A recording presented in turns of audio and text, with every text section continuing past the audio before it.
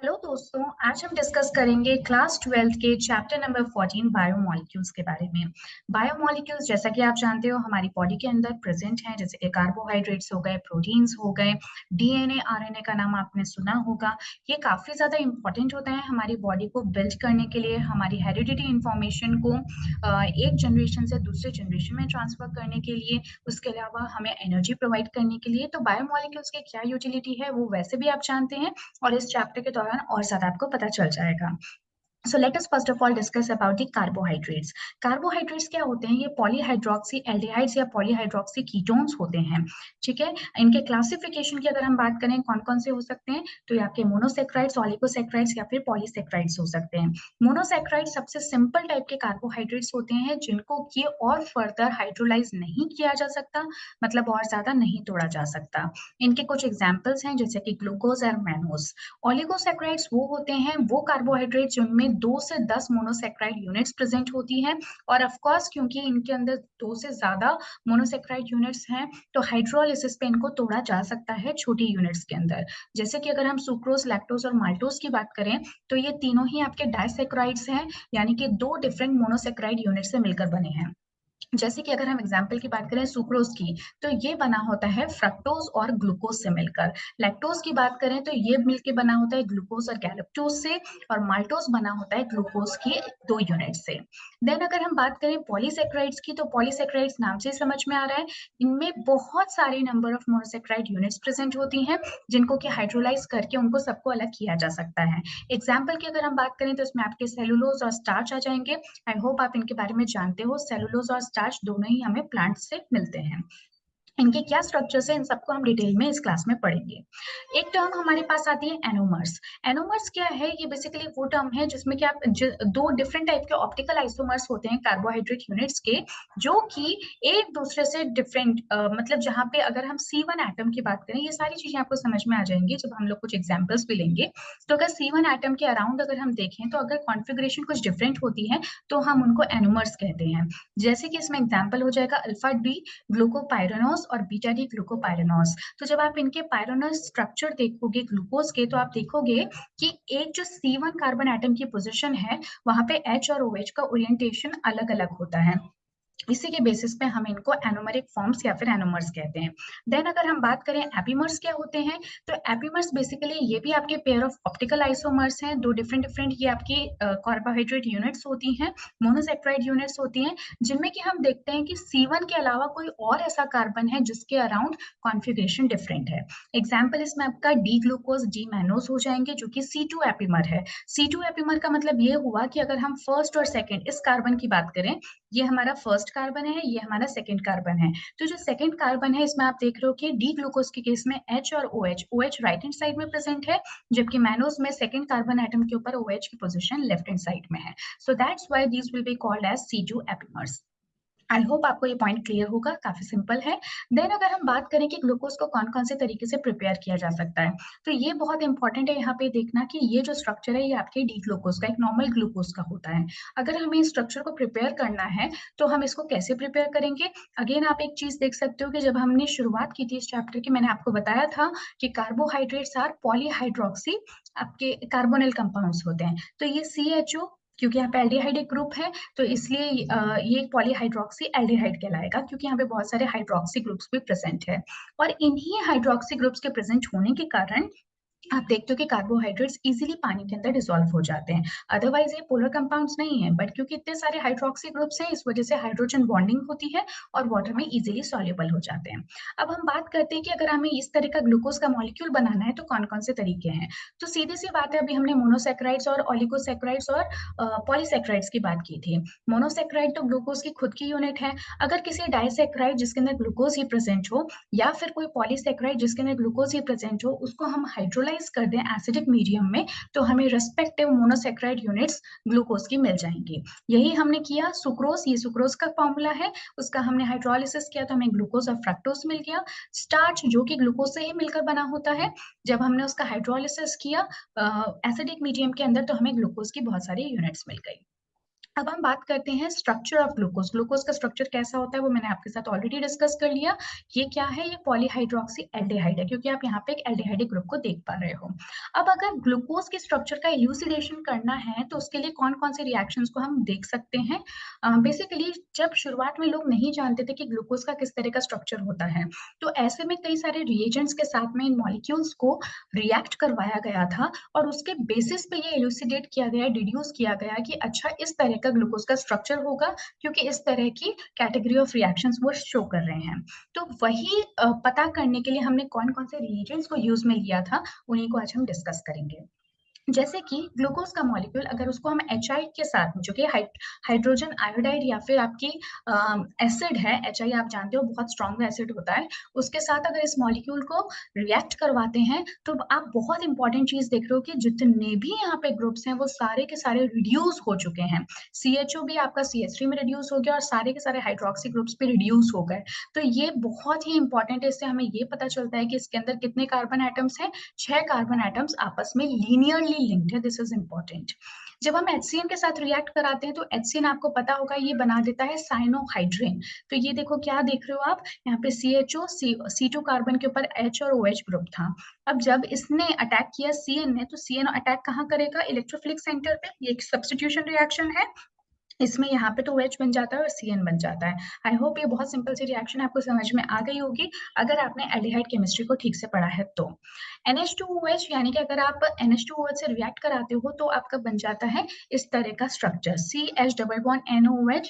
ये बेसिकली आपका क्या है, ये एक ऑक्साइन कहलाता है, ये ऑक्साइन कहलाता है और एक तरह का इमीन काइंड ऑफ स्ट्रक्चर है, यानी कि यहाँ पे एक इमीन टाइप का स्ट्रक्चर बन रहा है CHO का। जब हम NH2 के साथ रिएक्शन कराते हैं तो उसको इमीन कहते हैं, बट यहाँ पे एक हाइड्रोजन की जगह पे OH ग्रुप प्रेजेंट है, इसलिए हम इसको ऑक्साइन कह देंगे। तो इस तरह से ऑक्साइन आपका बन जाएगा, again a very important reaction.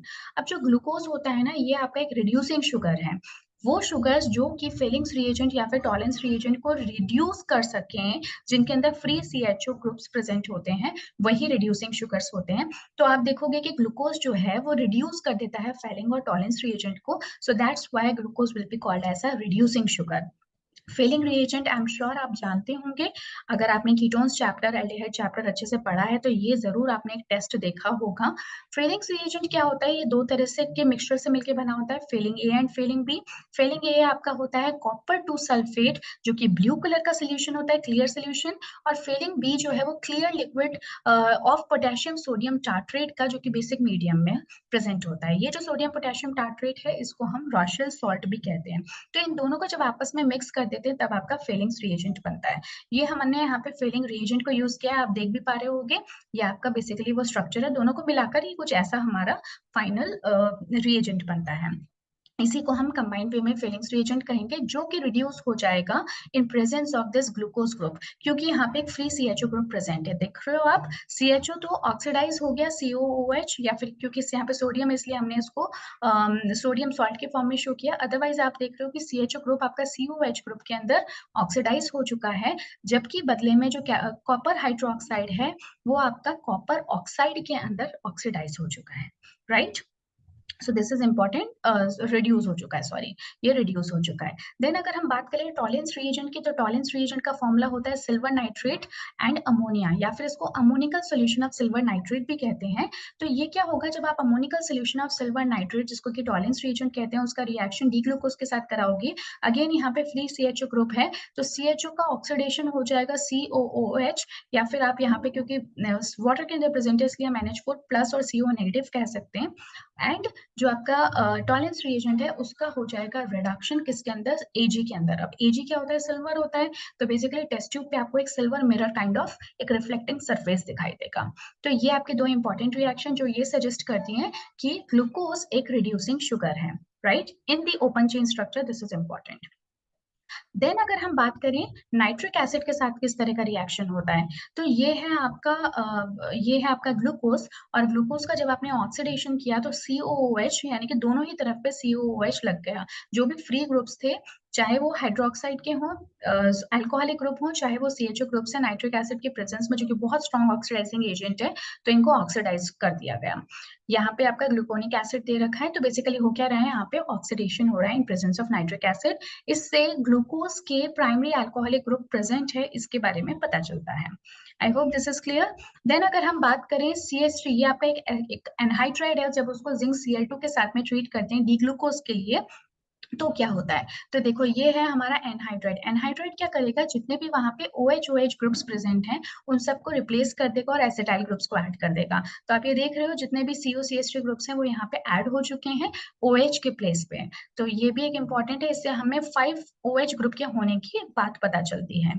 Then अगर हम देखें ब्रोमीन वाटर से किस तरह का रिएक्शन होता है, तो ब्रोमीन वाटर क्या करता है कि बहुत ही ज्यादा इंपॉर्टेंट रिएक्शन है, CHO को COOH के अंदर कन्वर्ट कर देता है, यानी कि ग्लूकोनिक एसिड को फॉर्म कर देता है, बाकी सारे ग्रुप्स एज इट इज पड़े रहते हैं।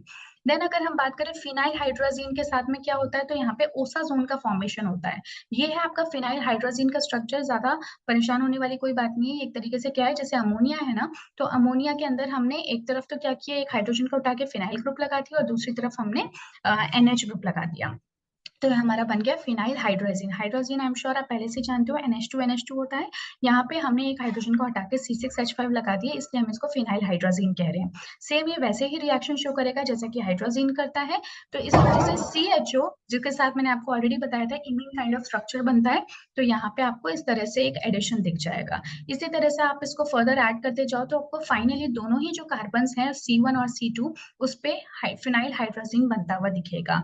तो इसलिए ये रिएक्शन क्योंकि C1 और C2 दोनों ही पोजीशंस पे हो रही है, तो ग्लूकोज और फ्रक्टोज दोनों इस तरह की रिएक्शन को शो करेंगे। बिकॉज अभी हम डिस्कस करेंगे कि फ्रक्टोज को कैसा स्ट्रक्चर होता है, तो फ्रक्टोज का स्ट्रक्चर बिल्कुल ऐसा ही होता है, बट यहाँ पे CHO ग्रुप, यहाँ पे CH3OH ग्रुप लगा होता है और सेकंड पोजीशन पे C डबल बॉन्ड होता है। अब क्योंकि रिएक्शन C1 और C2 दोनों कार्बन पे हो रही है, तो दोनों ही आपके ग्लूकोज और फ्रक्टोज रिएक्शन देंगे।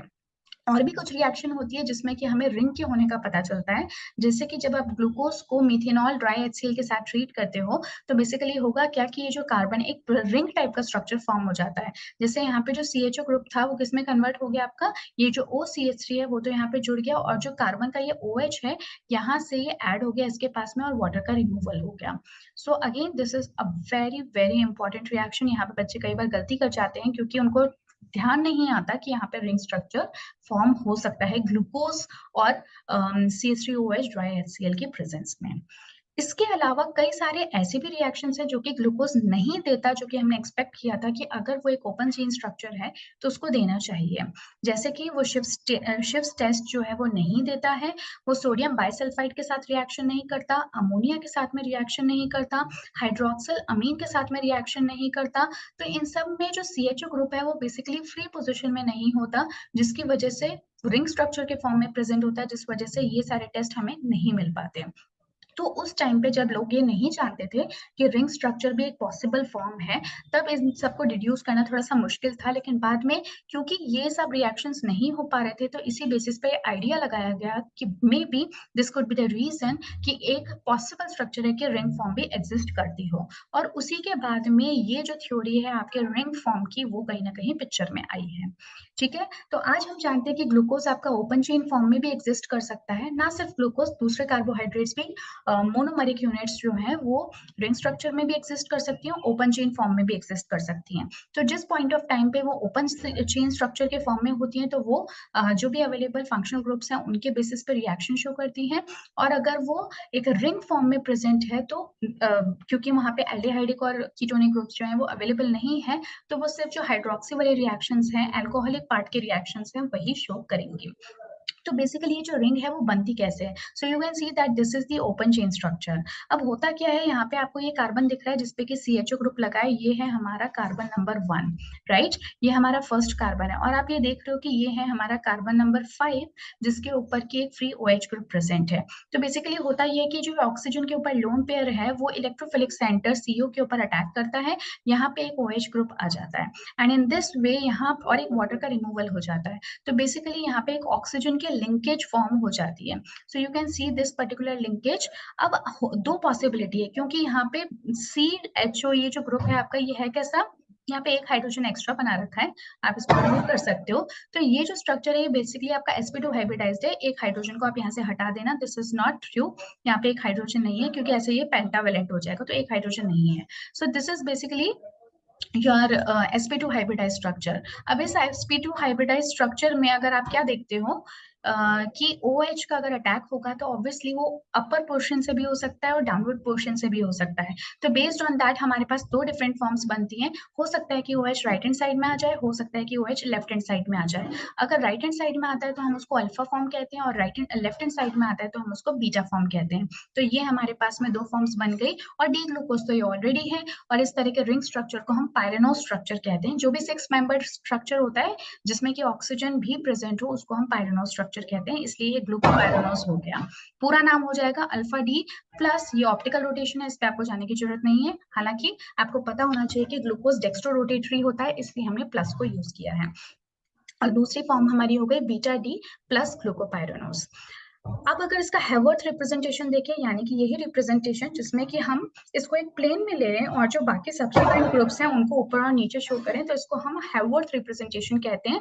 और ये एक पायरेन का स्ट्रक्चर है, बेस्ड ऑन दैट हमने इसको पायरेनोस कहा है।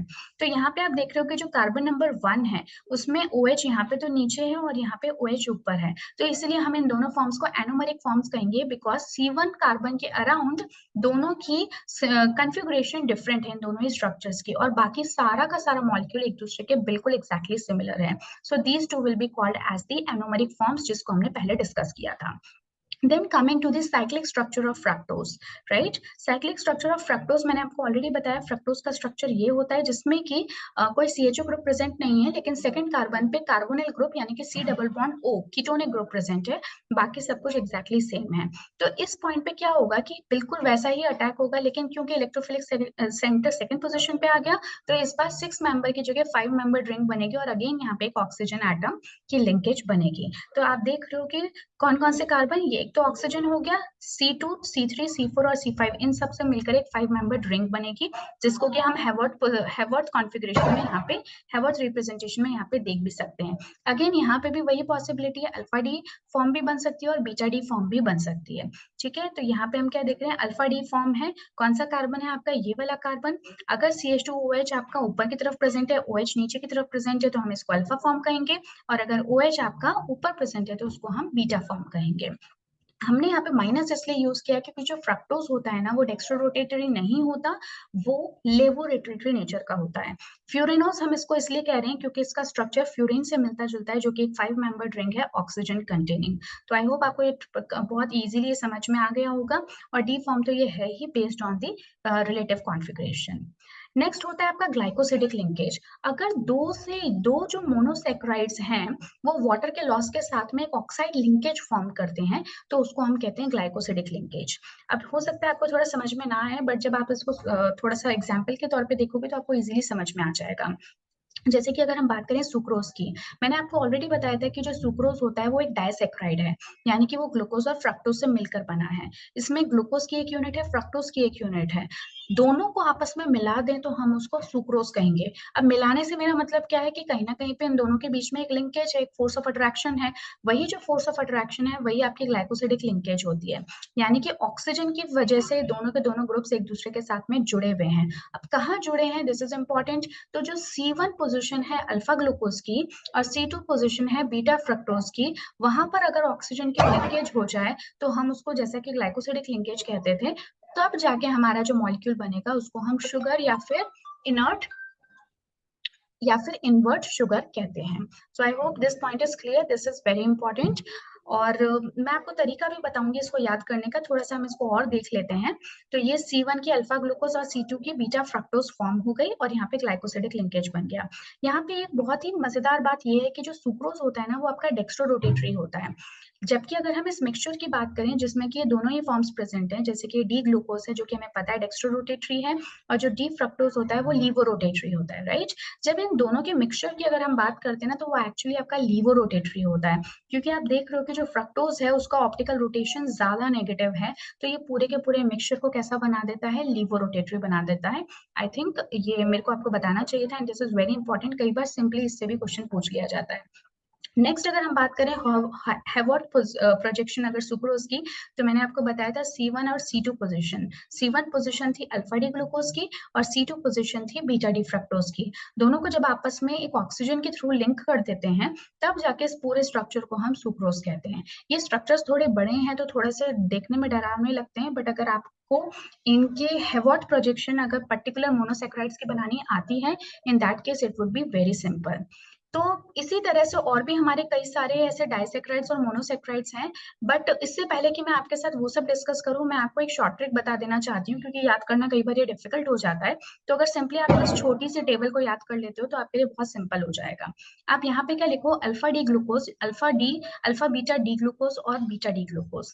कहने का मतलब ये है कि यहाँ पे जो माल्टोज है, अमाइलोज और अमाइलोपैक्टिन है, वो सिर्फ अल्फा डी ग्लूकोज से बने होते हैं।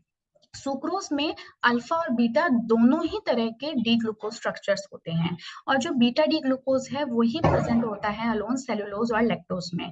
अब बीटा डी ग्लूकोज भी अलग अलग तरीके से लिंक हो सकते हैं, यानी कि एक बीटा डी ग्लूकोज की C1 और दूसरे बीटा डी ग्लूकोज की C4 पोजीशन होगी, तो ऐसे में वो सेलुलोज या फिर लैक्टोज बना सकते हैं। क्या डिफरेंसेस है इनमें, वो हम डिस्कस करेंगे कि आपस में एक दूसरे से कैसे डिफरेंट है। उसके अलावा अगर अल्फा डी ग्लूकोज की C1 पोजीशन और बीटा डी ग्लूकोज की C2 पोजीशन होगी, तब आपको सुक्रोज मिल सकता है ग्लाइकोसिडिक लिंकेज के थ्रू। इसी तरह से अगर एक अल्फा डी ग्लूकोज की C1 फॉर्म और दूसरे अल्फा डी ग्लूकोज की C4 कार्बन प्रेजेंट है, तो ऐसे में आपको माल्टोज मिल सकता है, अमाइलोज मिल सकता है। अमाइलोपैक्टिन में जो ब्रांचिंग होती है एडिशनली वो C6 कार्बन एटम्स पर भी होती है, तो आपको एडिशनली C1 C6 को भी याद रखना है। याद रखने का तरीका ये है कि सिंपली इतना पोर्शन तो आई थिंक आपको याद हो ही जाएगा, पर इनके अंदर कौन से पॉलीसेक्राइड या फिर डाइसेक्राइड फॉर्म्स आती हैं, उसके लिए आप माँ एस कल इस तरह से इसको याद कर सकते हो। माँ एस कल इस तरह से आप याद कर सकते हो, तो आपको सब कुछ याद हो जाएगा। जैसे कि इसको ट्राई करते हैं, जैसे कि माल्टोस, माल्टोस कहाँ पे था, माँ की तरफ। माँ की तरफ क्या था आपका, अल्फा डी ग्लूकोज ही था C1 C4 पोजीशन पे। तो आप क्या देख रहे हो कि एक ग्लूकोज की C1 पोजीशन, दूसरे ग्लूकोज की C4 पोजीशन, दोनों ही आपके अल्फा डी ग्लूकोज होने चाहिए। अब देखो ये आपको याद हो गया, और ये ही इंपॉर्टेंट है, कई बार डायरेक्टली ऐसे ही क्वेश्चन पूछ लिए जाते हैं। तो ये आप देख रहे हो C1 अल्फा एक ग्लूकोज का, C4 अल्फा दूसरे ग्लूकोज का, दोनों आपस में जुड़ जाएंगे वाटर के रिमूवल के साथ में, तो आपको एक डाइसेक्राइड मिलेगा जिसको कि माल्टोस कहते हैं, राइट। उसके अलावा एक रिड्यूसिंग शुगर है। रिड्यूसिंग शुगर होने के लिए क्या होता है ना, कि आपकी जो एक जो एल्डिहाइडिक, दोनों में से किसी का भी जो एक एल्डिहाइडिक ग्रुप है वो कैसा होना चाहिए, फ्री होना चाहिए। तो क्योंकि एक के अंदर तो C1 का काम आ गया, C1 कार्बन के ऊपर ही तो आपका CHO ग्रुप लगा हुआ था, तो एक का CHO ग्रुप तो काम आ गया, पर जो C4 है उसके अंदर तो CHO ग्रुप कहीं पे भी यूटिलाइज नहीं हुआ, तो वो फ्री है, इस वजह से एक रिड्यूसिंग शुगर की तरह बिहेव करेगा। तो आप ये याद रखना कि जब भी आपकी C1 C4 लिंकेज है, चाहे कोई भी आपके डिफरेंट मोनोसेक्राइड यूनिट्स हों, तो ऐसे में वो एक रिड्यूसिंग शुगर होगा। बट अगर दोनों की ही C1 फॉर्म्स काम में आ रही हैं, तो वो एक नॉन रिड्यूसिंग शुगर होगा। तो ये आपका माल्टोज का एक हैवॉर्थ प्रोजेक्शन है। आई होप अब ये बहुत सिंपल हो गया आपके लिए। एक ग्लूकोज की C1 फॉर्म और दूसरे ग्लूकोज की C4 फॉर्म, दोनों ही ग्लूकोज अल्फा डी ग्लूकोज हैं, और C1 और C4 के बीच में ग्लाइकोसिडिक लिंकेज है। कंबाइंड टुगेदर हम इसको कहेंगे माल्टोज। एग्जैक्टली इसी तरह से अब अगर हम बात करें लैक्टोज की, लैक्टोज क्या होता है, एक मिल्क शुगर होता है। अब याद करो लैक्टोज कहाँ पे लिखा था हमने, माँ एस कल, राइट, आपको याद आ गया होगा। माँ एस कल यानी कि आपका लैक्टोज कहाँ था, बीटा डी ग्लूकोज के साथ। ये जो लैक्टोज है वो है बीटा डी ग्लूकोज के साथ, तो एक बीटा डी ग्लूकोज की C1 पोजीशन और दूसरे बीटा डी ग्लूकोज की C4 पोजीशन के बीच में लिंकेज आपको मिलेगी। बिल्कुल इसी को आप अप्लाई करके सभी के लिए देख सकते हैं। तो यहाँ पे हमने ये देखा कि एक C1 की बीटा फॉर्म और जो दूसरा C4 है उसकी जो ग्लूकोज की आप ये देख सकते हो C4 पोजीशन है, राइट। तो ये आपको दोनों को आप मिला दोगे, लैक्टोज के अंदर एक ग्लूकोज होता है, गैलेक्टोज होता है, ये भी आप ध्यान रखना, इसमें सिर्फ ग्लूकोज ही नहीं प्रेजेंट होता, दूसरा आपका गैलेक्टोज होता है। तो जब हम इन दोनों को आपस में लिंक कर देंगे तो हमें क्या मिल जाएगा, ग्लाइकोसिडिक लिंकेज मिल जाएगी ऑक्सीजन के थ्रू। अब क्योंकि एक C1 है और दूसरा C4 है, तो अगेन ये क्या होगा, एक रिड्यूसिंग शुगर होगा, राइट। सो आई होप आपको ये क्लियर है। इसी तरह से अब हम फटाफट से स्टार्च को भी देख लेते हैं, बस उसी टेबल को आपको इन सबके साथ अप्लाई करना है। जब हम स्टार्च की बात करते हैं ना, तो स्टार्च एक पॉलीमर होता है अल्फा ग्लूकोज का, जिसके अंदर अमाइलोज और अमाइलोपैक्टिन दो तरह के कंपोनेंट्स होते हैं। अमाइलोज के साथ क्या होता है ना, कि ये लॉन्ग अनब्रांच्ड चेन पॉलीमर होता है, अनब्रांच्ड होता है ये, और ये वाटर सॉल्युबल, क्योंकि अनब्रांच्ड है तो बहुत इजीली सॉल्युबल हो जाता है पानी के अंदर। आप याद करो आज तक भी जब हम लोग प्रॉपर्टीज पढ़ते आए थे, फिजिकल प्रॉपर्टीज अलग अलग फंक्शनल ग्रुप्स के लिए, हम कहते थे जैसे जैसे मॉलिक्यूल की कंपाउंड की ब्रांचिंग बढ़ती है तो उसकी वाटर सॉल्युबिलिटी कम होती जाती है। अब क्योंकि अनब्रांच्ड है, सिर्फ लीनियर चेन है, तो वाटर में इजीली सॉल्युबल हो जाएगी क्योंकि ज्यादा से ज्यादा OH ग्रुप कांटेक्ट में आएंगे पानी के। देन अमाइलोज के अंदर करीबन 200 से लेके 1000 अल्फा डी ग्लूकोज की यूनिट होती है, क्योंकि बना तो सिर्फ अल्फा डी ग्लूकोज से ही है, देखो यहाँ पे। तो इसमें 200 से 1000 तक की यूनिट्स मिल सकती है। और लिंकेज कैसी है, C1C4, अगेन याद करो माँ को, MAA, राइट। तो अमाइलोज के अंदर सिर्फ C1C4 लिंकेज होती है अल्फा डी ग्लूकोज की। अगेन आप उस टेबल से इसको मैच कर सकते हो। 15 से 20% इसके अंदर मात्र स्टार्च ही प्रेजेंट होता है। अमाइलोपैक्टिन जो होता है ना, वो ब्रांच्ड चेन स्ट्रक्चर है, तो ऑब्वियसली इसकी क्या हो गई, वाटर के अंदर सॉल्युबिलिटी कम हो गई, तो ये वाटर इनसॉल्युबल होते हैं। यहाँ पे भी C1C4 ग्लाइकोसिडिक लिंकेज ही होती है, पर इसके अलावा यहाँ पे क्योंकि ब्रांचिंग भी है, तो ब्रांचिंग जो है वो आपको C1 और C6 कार्बन एटम्स के ऊपर मिलेगी। इसके अलावा 80 से 85% इसके अंदर स्टार्च प्रेजेंट होता है और ये वाटर इनसॉल्युबल है, ये आपको ध्यान रखना है, राइट। नेक्स्ट अगर हम बात करें सेल्यूलोज की, तो सेल्यूलोज याद करो हमने कहाँ देखा था, कल, राइट, Cl। तो जो सेल्यूलोज था वो बीटा डी ग्लूकोज की यूनिट से ही मिलकर बना होता है, C1 और C4 पोजीशन पे। इसी तरह से अगर हम ग्लाइकोजन की बात करें, तो ग्लाइकोजन एक तरीके से क्या होता है ना, ये एनिमल बॉडी में, सिर्फ एनिमल बॉडीज में ही आपको मिलता है, कहाँ पे, लिवर, मसल्स और ब्रेन के अंदर। इसको हम एनिमल स्टार्च भी कहते हैं, क्योंकि इसका जो स्टार्च का स्ट्रक्चर, ग्लाइकोजन का स्ट्रक्चर है, वो अमाइलोपैक्टिन से मिलता जुलता होता है। और अमाइलोपैक्टिन आप जानते हो एक तरह का ग्लाइकोजन है, और इसकी रिक्वायरमेंट बॉडी को तब होती है जब हमारी बॉडी को ग्लूकोज चाहिए होता है। तो बेसिकली ग्लाइकोजन जो है वो एंजाइम्स के प्रेजेंस में ग्लूकोज के अंदर टूट जाता है, तो इस वजह से हमारी बॉडी के लिए इंपॉर्टेंट बन जाता है।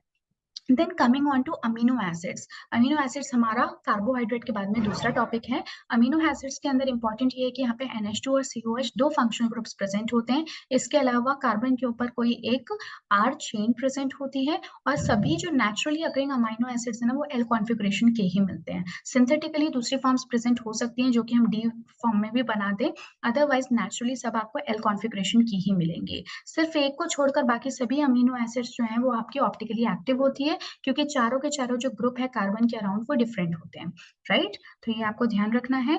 तो यहाँ पे आप देख सकते हो कॉन्फ़िगरेशन कैसे शो करेंगे। अगर NH2 आपको अरेंजमेंट इस तरह से रखना है, COH ऊपर, फिर कार्बन, फिर R। NH2 अगर राइट हैंड साइड में तो ये D कॉन्फ़िगरेशन कहलाएगा, NH2 अगर लेफ्ट हैंड साइड में तो L कॉन्फ़िगरेशन कहलाएगा। अमीनो एसिड्स जो है वो अगेन दो तरह के होते हैं, असेंशियल और नॉन असेंशियल अमीनो एसिड।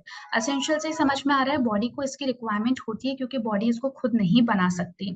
इसमें आपके VILLA इस तरह से आप याद कर सकते हो। विला का मतलब है, इसके अंदर आपके कौन कौन से अमीनो एसिड आ जाएंगे, विला, ऐसे याद कर सकते हो, यानी कि valine, leucine, isoleucine, leucine, lysine और एलेनिन। तो ये आपके 5 ऐसे अमीनो एसिड्स हैं जो कि बॉडी सिंथेसाइज नहीं कर सकती, और इसी के लिए हम इनको एसेंशियल अमीनो एसिड्स कहते हैं, और इनको हमें कहीं ना कहीं फूड से अपने डाइट से इंटेक करना पड़ता है। नॉन एसेंशियल अमीनो एसिड्स वो हैं जो कि बॉडी खुद सिंथेसाइज कर सकती है, तो इनको अलग से बाहर से कहीं से लेने की जरूरत नहीं है। इसके लिए कोई ट्रिक नहीं है, क्योंकि VILLA के अलावा जितने भी आपके 15 अमीनो एसिड्स बचे वो नॉन एसेंशियल के अंदर ही आएंगे। देन है आपका zwitter ion form of amino acids. Amino acids के अंदर क्या होता है ना, एक बड़ी इंपॉर्टेंट प्रॉपर्टी है ज्विटर आयन के फॉर्मेशन की।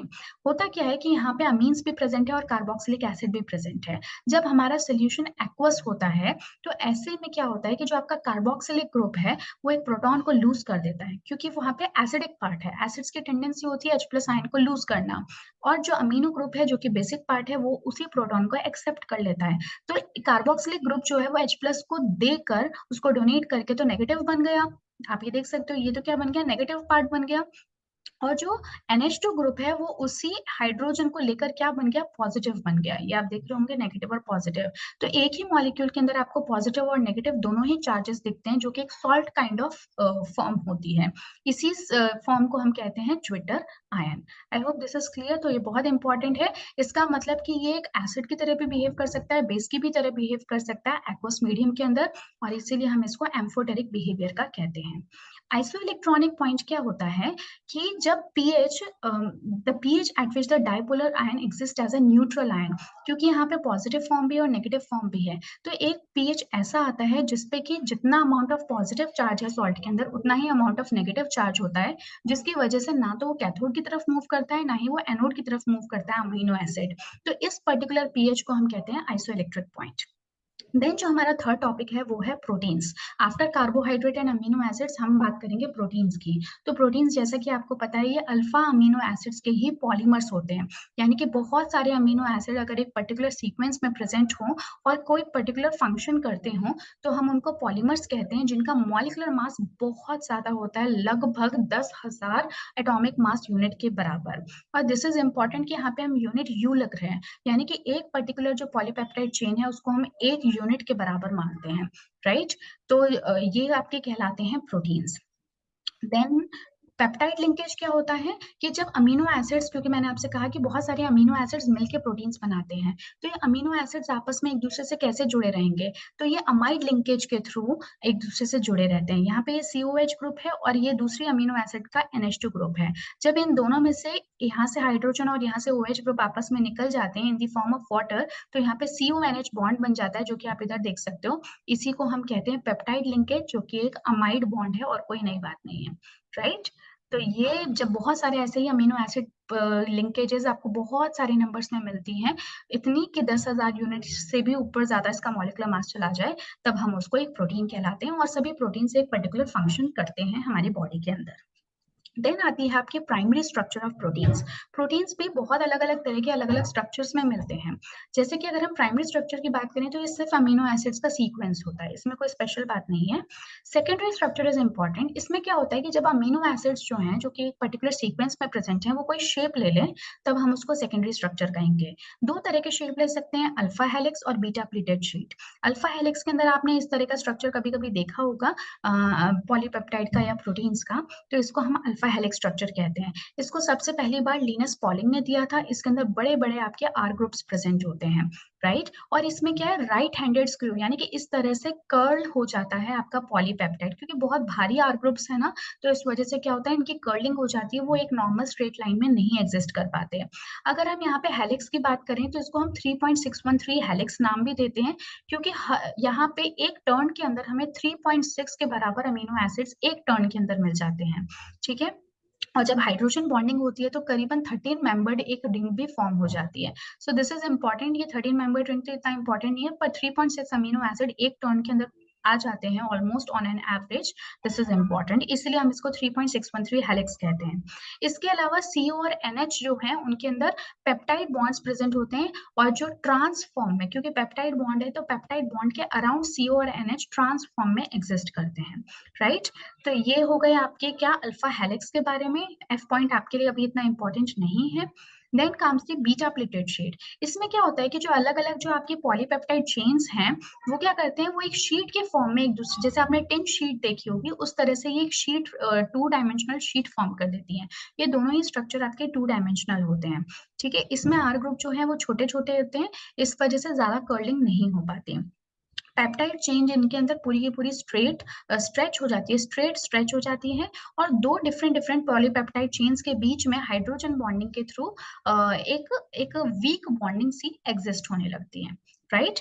उसके अलावा आता है आपका टर्शियरी स्ट्रक्चर ऑफ प्रोटीन। जो हमने सेकेंडरी स्ट्रक्चर देखा वो 2 डायमेंशनल स्ट्रक्चर्स होते थे। देन अगर हम बात करें टर्शियरी स्ट्रक्चर की, अगर इन्हीं 2 डायमेंशनल स्ट्रक्चर की फर्दर फोल्डिंग हो जाए किसी भी पैटर्न में, तो हम उसको कहेंगे टर्शियरी स्ट्रक्चर। अब ये फोल्डिंग या फिर ये जो और ज्यादा पैकिंग है वो क्यों होती है, क्योंकि और एडिशनल यहाँ पे कुछ बॉन्ड्स जो हैं वो भी पिक्चर में आ जाते हैं। अब वो किस तरह के बॉन्ड्स हो सकते हैं, तो वो डाइसल्फाइड लिंकेज हो सकती है, हाइड्रोजन बॉन्डिंग हो सकती है CO और NH ग्रुप्स के अंदर, जो कि अलग अलग अमीनो एसिड है, क्योंकि कर्लिंग होने की वजह से वो एक दूसरे के पास आ गए हैं, तो इनमें फर्दर हाइड्रोजन बॉन्डिंग हो सकती है, एसिस बॉन्ड्स बन सकते हैं, sulphide sulphide bond, salt bridge बन सकता है, यानी कि नेगेटिव और पॉजिटिव चार्जेस एक दूसरे के इलेक्ट्रोस्टैटिक फोर्सेस ऑफ अट्रैक्शंस के होने के कारण एक दूसरे के पास आ सकते हैं। हाइड्रोफोबिक इंटरेक्शंस, यानी कि जो साइटोप्लाज्म में या बाहर जो पानी प्रेजेंट है उससे दूर रहने के लिए भी जो ग्रुप्स हैं वो और एक दूसरे के पास में आ सकते हैं। और वेंडरवॉल फोर्सेस तो मॉलिक्यूल्स के अंदर एग्जिस्ट होती ही हैं, हालांकि बहुत वीक है, बट वो भी कुछ रोल प्ले करती हैं। तो इस तरह से आपका टर्शियरी स्ट्रक्चर बन सकता है। अब जो दो डिफरेंट शेप्स हमें प्रोटीन्स के मिलते हैं, और इनके कुछ एग्जाम्पल्स को भी हम डिस्कस करेंगे, बहुत इंपॉर्टेंट है ये, fibrous proteins and globular proteins. जो फाइब्रस प्रोटीन्स होते हैं, इसका पहले मैं आपको एग्जाम्पल दे देती हूँ ताकि आपके लिए समझना आसान हो जाए, जैसे कि केराटिन हो गया, जैसे कि जो आपके बाल होते हैं, बालों के अंदर कौन-सा प्रोटीन होता है? केराटिन होता है। वूल हो गया, सिल्क हो गया, जो कि एक थ्रेड लाइक होता है। मायोसिन जो कि हमारी मसल्स के अंदर प्रेज़ेंट है। तो आपको समझ में आ गया होगा कि ये प्रोटीन्स थ्रेड लाइक होते हैं, फाइबर लाइक होते हैं। इनके अंदर जो पॉलीपेप्टाइड चेन्स हैं वो पैरेलली रन करती हैं और हाइड्रोजन और डाइसल्फाइड बॉन्ड जो है वो इनको इनको फाइबर लाइक स्ट्रक्चर को फॉर्म करता है पैरेलल वे में। ये वाटर के अंदर इनसॉल्युबल है। आप खुद सोचो ना, अगर हेयर है उसको पानी के अंदर आप डालोगे तो क्या वो डिसॉल्व हो जाएगा? नहीं होगा। हम बाल धोते ही हैं ना, पर वो डिसॉल्व तो नहीं हो जाते। तो ऐसा नहीं होता, इसलिए जो फाइब्रस प्रोटीन्स हैं इनके एग्जाम्पल हो गए ये, और आप इससे याद रख सकते हो कि वाटर इनसॉल्युबल होते हैं। बट दूसरे होते हैं ग्लोब्यूलर प्रोटीन्स। इसके अंदर क्या होता है ना कि एग्जाम्पल्स इसके इंसुलिन है और एल्ब्यूमिन। इंसुलिन आपका पेंक्रियास सिक्रीट करता है और एल्ब्यूमिन से आपको पता होगा एग के अंदर प्रेजेंट होते हैं, राइट? तो जब हम इनको पानी के कांटेक्ट में लेकर आते हैं तो वाटर के अंदर सोल्यूबल हो जाते हैं। बेसिकली ये क्या है? ये भी पॉलीपेप्टाइड चेन्स ही हैं जो कि कॉइल होके आपस में एक दूसरे के इतना पास में आ गई है कि इन्होंने ball kind of spherical structure जो है वो फॉर्म कर दिया है। तो ये छोटे-छोटे से ग्लोब्यूल्स या फिर स्फेरिकल स्ट्रक्चर बन जाते हैं जो कि पानी के कांटेक्ट में आने पर उसमें डिसॉल्व भी हो जाते हैं। तो ये आपके हो गए ग्लोबुलर प्रोटीन्स, इनके एग्जाम्पल याद करना इंपॉर्टेंट है। अब टर्शियरी स्ट्रक्चर के बाद में भी कभी-कभी क्या होता है कि क्वाटरनरी स्ट्रक्चर्स भी प्रोटीन्स के बन जाते हैं, जिसमें कि 2 या 2 से ज़्यादा जो पॉलीपेप्टाइड चेन्स हैं, वो आपस में एक-दूसरे के साथ इंटरैक्ट करके एक सब यूनिट को फॉर्म करती हैं। Special arrangement of these subunit with respect to each other is known as quaternary structure. तो ये भी कभी-कभी होता है, बहुत ज़्यादा मतलब कॉम्प्लिकेटेड सा स्ट्रक्चर यहाँ पे फॉर्म हो जाता है पॉलीपेप्टाइड चेन्स के एक-दूसरे के कॉन्टैक्ट में आने से। देन हमारे पास एक बहुत इंपॉर्टेंट टर्म आती है डीनेचुरेशन ऑफ प्रोटीन्स। हमें पता है कि जो प्रोटीन्स हैं उनका एक बहुत ही स्पेसिफिक अरेंजमेंट होता है, राइट? लेकिन कई बार क्या होता है कि कुछ फिजिकल कंडीशंस जैसे कि टेम्परेचर हो गया, पीएच हो गया, इनके अंदर चेंज हो जाने से जो प्रोटीन का स्ट्रक्चर है वो डिस्टेबलाइज हो जाता है, यानी कि डीनेचर हो जाता है। जो उसके अंदर अमीनो एसिड्स हैं वो बेसिकली उनके बीच का अमाइड बॉन्ड जो है वो टूट जाता है। अगर अमाइड बॉन्ड टूट गया तो प्रोटीन ही नहीं रहा, क्योंकि वो तो अमीनो एसिड्स के छोटे-छोटे टुकड़ों में या फिर अमीनो एसिड्स के कुछ पर्टिकुलर पेयर्स में जाके टूट गया, कॉम्बिनेशंस में टूट गया। कहने का मतलब ये है कि प्रोटीन अब प्रोटीन की फॉर्म में नहीं रहा। अब जब प्रोटीन ही नहीं रहा तो उससे रिलेटेड जो बायोलॉजिकल एक्टिविटी वो शो कर रहा था, वो भी अब एग्ज़िस्ट नहीं करेगी। तो इस पर्टिकुलर सिचुएशन को हम कहते हैं डीनेचुरेशन ऑफ प्रोटीन, यानी कि प्रोटीन अब स्टेबल फॉर्म में नहीं है, प्रोटीन अब टूट चुका है। इसके कुछ एग्ज़ाम्पल्स हैं जैसे कि कोएगुलेशन ऑफ एग व्हाइट। आपने देखा होगा कि जब आप एग है उसको आप बेसिकली ऑमलेट बनाते हो या कुछ करते हो, तो हम क्या देखते हैं कि वो कोएगुलेट हो जाता है, राइट? वो हम ऑमलेट बनाते हुए देखते हैं कि पहले तो वो लिक्विड फॉर्म में था, पर जैसे ही वो थोड़ा-सा हीट के कॉन्टैक्ट में आता है, तो वो कुछ सॉलिड-सॉलिड सा होने लग जाता है। वो बेसिकली कुछ नहीं है, वो प्रोटीन का डीनेचर होना ही है या फिर कोएगुलेशन ऑफ एग व्हाइट है। उसके अलावा आपने देखा होगा कि दूध से जब हम दही बनाते हैं, तो हम क्या करते हैं कि उसको और ज़्यादा सिंपलर फॉर्म में लेकर आ जाते हैं। जो मिल्क के अंदर जो प्रोटीन होता है, उसको हम तोड़ देते हैं, उसका ब्रेक डाउन कर देते हैं in the presence of bacteria. तो जो कर्डलिंग ऑफ मिल्क है, this is also an another example of denaturation of proteins, right? Next हम बात करते हैं न्यूक्लियोसाइड की।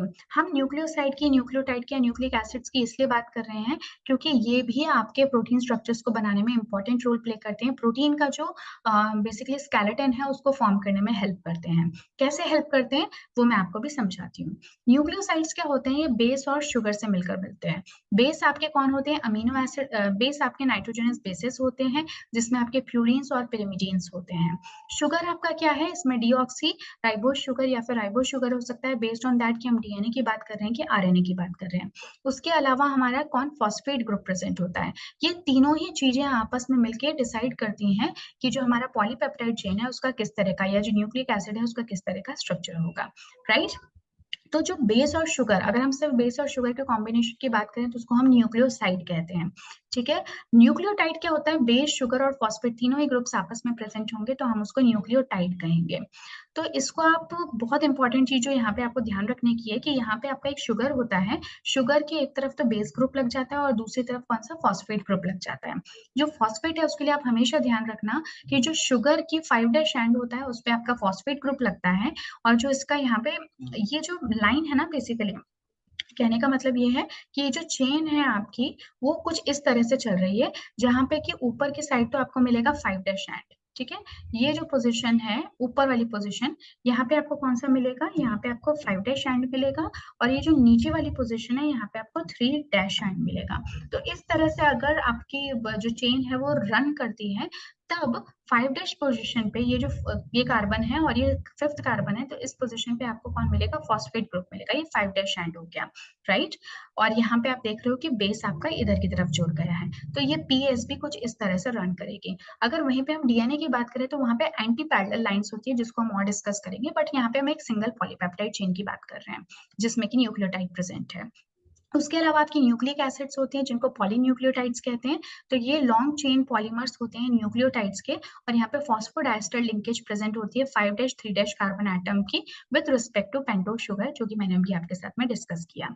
बेस्ड ऑन दैट आपके दो different kinds of nucleic acid हो सकते हैं। बेस्ड ऑन दैट क्या, कि कौन से उसके अंदर नाइट्रोजनस बेस पेयर्स प्रेजेंट है या फिर कौन सा शुगर प्रेजेंट है, क्योंकि फॉस्फेट ग्रुप जो है वो तो दोनों के ही अंदर सेम ही रहेगा। जैसे कि अगर हम डीएनए की बात करें तो डीएनए आपको पता है एक डबल हेलिक्स स्ट्रक्चर होता है, अल्फा हेलिक्स स्ट्रक्चर है, डबल स्ट्रैंडेड होता है। इसमें जो दोनों ही इसके स्ट्रैंड्स हैं वो कैसे एंटी पैरेलल वे में रन करते हैं। एंटी पैरेलल से मेरा मतलब ये हुआ कि अगर एक कुछ इस तरह से आपका रन कर रहा है, इसको मैं ले लेती हूँ एक बार। जैसे ये एक स्ट्रैंड है और लेट्स से कि ये आपका दूसरा स्ट्रैंड है, तो आप क्या देखते हो ना यहाँ पे कि ये वाला एंड अगर इसमें 5' एंड है, लेट्स से कि ये मेरा 5' एंड है, तो यहाँ पे दूसरी जो आपकी स्ट्रैंड होगा उसका ये 3' एंड होगा। अगर ये इसका 5' एंड है तो ऑब्वियसली ये तो 3' एंड होगा, तो यहाँ पे इसका ये कौन सा होगा? 5' एंड होगा। ये आप ध्यान रखना, यानी एक दूसरे के एंटी पैरेलल फॉर्म में एग्जिस्ट करते हैं, और इन दोनों के बीच में बॉन्डिंग प्रेजेंट होती है with respect to nitrogenous bases. Nitrogenous bases कोई भी किसी के भी साथ जुड़ जाए ऐसा नहीं होता। अगर हम बात करें प्यूरिन्स की तो एडेनिन हमेशा ये आपके एडेनिन और गुआनिन होते हैं, पिरिमिडीन आपके थाइमिन और साइटोसिन होते हैं। बट जब एंटी पैरेलल स्ट्रैंड्स में ये बेसेस एक दूसरे के साथ में जुड़े होते हैं, तो आप ध्यान रखना कि एडेनिन हमेशा थाइमिन के साथ जुड़ा रहेगा और गुआनिन हमेशा साइटोसिन के साथ। एडेनिन और थाइमिन के बीच में डबल बॉन्ड होता है, गुआनिन और साइटोसिन के बीच में ट्रिपल बॉन्ड होता है, और ये एक बीटा D2 डीऑक्सीराइबोस स्ट्रक्चर यहाँ पे प्रेजेंट होता है। ये हम बात कर रहे हैं डीएनए की, और डीएनए हमेशा न्यूक्लियस के अंदर ही प्रेजेंट होता है, और आपको पता होगा कि जो डीएनए है वही हमारी हेरिडिटरी इंफॉर्मेशन को एक जनरेशन से दूसरी जनरेशन में ट्रांसफर करता है, ठीक है? तो ये हेरिडिटरी कैरेक्टर लिए हुए हैं। बट अगर हम आरएनए की बात करें तो आरएनए आपका एक सिंगल स्ट्रैंड होता है, उसके अंदर दो डबल स्ट्रैंड्स नहीं प्रेजेंट होती है, ये एक सिंगल स्ट्रैंड है। तो इसमें आप कोई भी कह सकते हो कि ये 5' एंड है, तो दूसरा आपका ऑब्वियसली क्या हो जाएगा? एक अगर 5' एंड है तो ऑब्वियसली दूसरा आपका 3' एंड हो गया। ये डबल स्ट्रैंडेड स्ट्रक्चर नहीं होता। इसके अंदर शुगर पहले वाले में डीऑक्सीराइबोस था, यहाँ पे बीटा डी सिर्फ राइबोस होता है, यानी कि यहाँ पे ऑक्सीजन भी प्रेजेंट होता है कार्बन के ऊपर, OH ग्रुप प्रेजेंट होता है। बेसिस की बात करें तो प्यूरिन में हमने एडेनिन और ग्वानिन देखे थे, कोई दिक्कत नहीं है।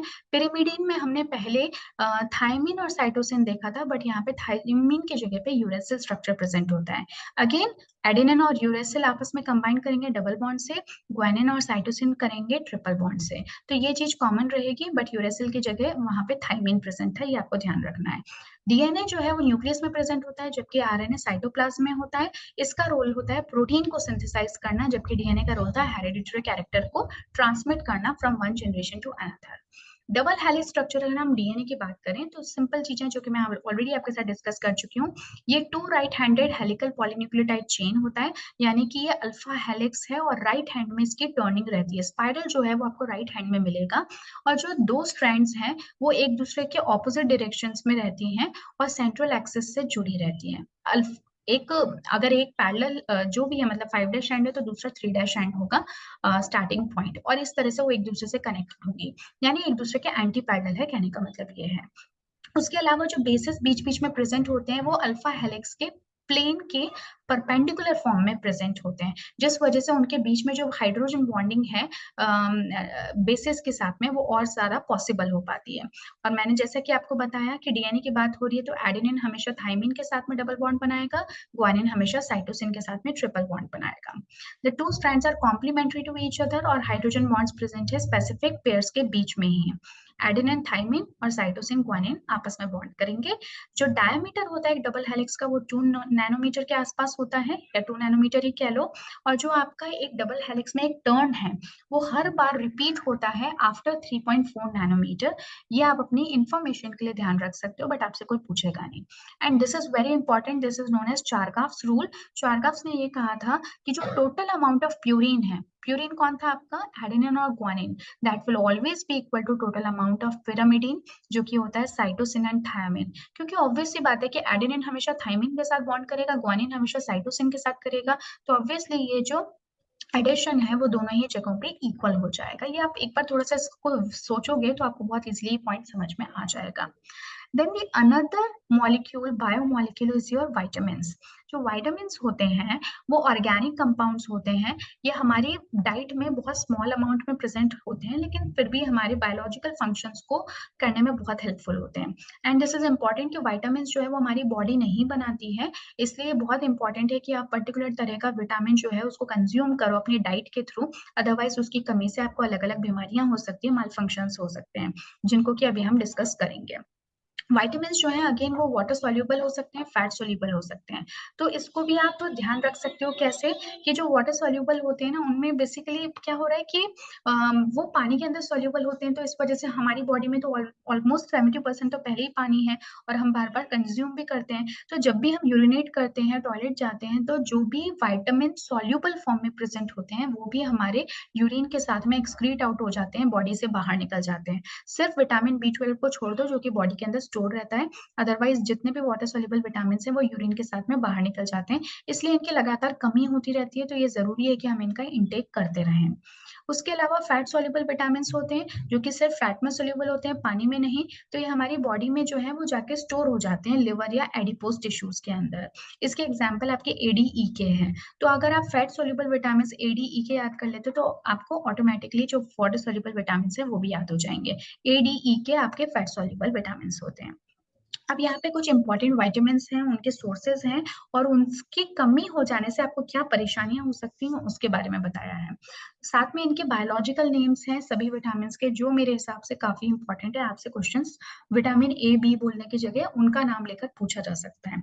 जैसे कि जो विटामिन A है उसको रेटिनॉइड्स कहते हैं। इसकी कमी से जीरोथैल्मिया हो जाता है, नाइट ब्लाइंडनेस हो जाती है। ये तो बहुत सिंपल सी चीज है, क्योंकि बचपन से हम पढ़ते आ रहे हैं कि विटामिन A की कमी से आपको आंखों से रिलेटेड प्रॉब्लम्स होने लगती हैं। तो आप याद कर सकते हो जीरोथैल्मिया, जिसमें कि आपका कॉर्निया जो है वो बहुत हार्ड हो जाता है, या फिर नाइट ब्लाइंडनेस हो सकता है, जिसमें कि आप कलर्स को डिस्टिंग्विश नहीं कर पाते। फिर विटामिन B1 जिसको कि हम थायमिन कहते हैं, उससे आपकी ग्रोथ रिटार्ड हो सकती है। विटामिन B2 जिसको कि राइबोफ्लेविन कहते हैं, तो इससे माउथ जो है आपका, उसके कॉर्नर्स में आपने कई बार देखा होगा कि जो लिप्स के कॉर्नर्स पे स्किन जो है वो कट कट सी जाती है। डाइजेशन से रिलेटेड डिसऑर्डर्स हो सकते हैं, बर्निंग सेंसेशन हो सकती है, मतलब कि कहते हैं ना कि जब बहुत ऐसी एसिडिटी जैसा होना, बहुत जला जला सा फील होना स्किन पर, इस तरह की सेंसेशन हो सकती है। विटामिन B6 जो है उससे आपको कन्वर्जन्स हो सकते हैं, इसका नाम होता है पायरिडॉक्सिन। विटामिन B12 जो कि वाटर सोल्यूबल तो है बट स्टिल बॉडी में स्टोर हो जाता है, तो इसकी भी कमी हालांकि हो जाती है, स्पेशली जो आपके वेजिटेरियंस होते हैं जो कि फ्लैश कंज्यूम नहीं करते, उनको विटामिन B12 की कमी होना काफी कॉमन है। तो ये आपका आरबीसी डेफिशिएंट हो जाता है इनके हीमोग्लोबिन के अंदर, इसकी कमी से। जो विटामिन B12 है उसको हम कोबालामिन भी कहते हैं, दिस इज इम्पोर्टेंट। उसके अलावा विटामिन C है, इसको एस्कॉर्बिक एसिड कहते हैं in terms of biological terms. इसकी कमी से ब्लीडिंग गम्स, यानी कि जो गम्स है ना वो उनमें खून आने लगता है, स्कर्वी कहते हैं इस बीमारी को। उसके अलावा जो आपका विटामिन K है, इसको फाइलोक्विनोन कहते हैं। इसमें ब्लड क्लॉटिंग जो है वो बहुत ज्यादा, उसको टाइम बहुत ज्यादा लगता है ब्लड को क्लॉट होने में। यहाँ पे मैंने जितने भी आपके विटामिन कॉमन हैं और उन सबके रिलेटेड बायोलॉजिकल नेम्स आपको शो किए हैं, तो एक बार जरूर इनको आप देख लो। जैसे कि विटामिन ए है, इसको रेटिनॉइड्स कहते हैं। रेटिनॉइड्स में बेसिकली आपके रेटिनॉइड्स, कैरोटिनॉइड्स और रेटिनॉल्स मिलकर बना होता है। B1 को हम, विटामिन B1 को थायमिन कहते हैं। विटामिन B2 को राइबोफ्लेविन कहते हैं। विटामिन B3 को नियासिन कहते हैं। विटामिन B6 को पायरिडॉक्सिन कहते हैं। विटामिन B12 को कोबालामिन कहते हैं। विटामिन C को एस्कॉर्बिक एसिड। विटामिन डी को कैल्सीफेरॉल, जो कि मिलके बना होता है इरेगो कैल्सीफेरॉल और कोलिकॉल्सीफेरॉल से मिलकर। विटामिन ई को टोकोफेरॉल। विटामिन एच को बायोटीन और विटामिन के को फाइलोक्विनोन कहते हैं। पहली बार अगर आप इन सब नामों को देखोगे तो आपको काफी डिफिकल्ट लग सकते हैं, बट मेरे पास ट्रिक है इसको याद करने की। तो अगर आपको लगता है कि आपको इस ट्रिक को याद करना है और आप इतने सारे विटामिन और उनके बायोलॉजिकल नेम्स को याद करने में इंटरेस्टेड हैं, तो प्लीज आप मुझे कॉमेंट बॉक्स में बताना। मैं आपके साथ में वो भी एक वीडियो शेयर कर दूंगी जिसमें कि हम सिर्फ विटामिन को डिस्कस करेंगे और इनसे रिलेटेड ये जितने भी बायोलॉजिकल नेम्स हैं प्लस उनकी डेफिशिएंसी और उनके सोर्सेस को एक अलग से वीडियो में डिस्कस करेंगे। तो उसके लिए आप मुझे कमेंट बॉक्स में बता सकते हैं। बेस्ड ऑन दैट आपके इंटरेस्ट के बेसिस पे ही मैं ये वीडियो तैयार करूँगी। सो आई होप कि आपको आज की क्लास पसंद आई होगी और बायोमोलिक्यूल्स आपको बहुत अच्छे से समझ में आया होगा। स्टिल अगर कोई दिक्कत है, आपको कोई कॉन्सेप्ट है जो कि आपको नहीं समझ में आ रहा है, हालाँकि बहुत ही लॉजिकल और बहुत ही स्कोरिंग चैप्टर है। स्टिल अगर आपको लगता है कि कोई एक ऐसा पार्ट है जो कि आप नहीं समझ पा रहे हो, डिफ़िकल्टी आ रही है समझने में, तो प्लीज़ आप मुझे कॉन्टैक्ट करें और मुझे बताएँ कि आपको कहाँ दिक्कत आ रही है। आई विल ट्राई कि मैं आपको जल्दी से जल्दी उसका रिस्पॉन्स दूँ और जल्दी से जल्दी आपकी क्वेरी को सॉल्व करूँ। So with this I would like to end this session और आशा करती हूँ आपको वीडियो पसंद आया होगा। आगे वाले वीडियोज़ भी आपको पसंद आएँगे। जल्द मिलूँगी एक नए चैप्टर के साथ में। Till then take care of yourself. Good bye.